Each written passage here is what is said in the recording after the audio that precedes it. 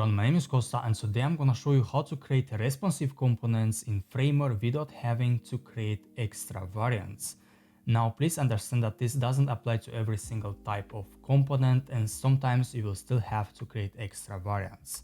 So without further ado, let's get started. So here I got a cards wrapper which has 3 different pricing cards, and now I'm gonna right click and create a component. First I'm gonna delete the 2 extra variants.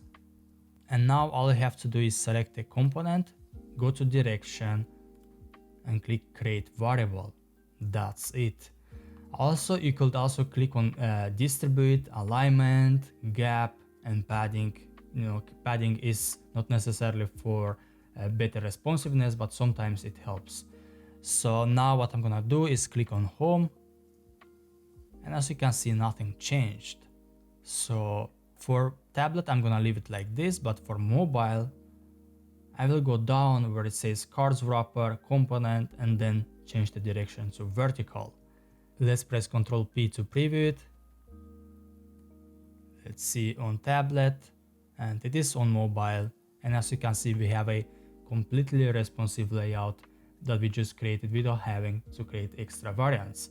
So that's the method, guys. Thank you so much for watching. See you next time.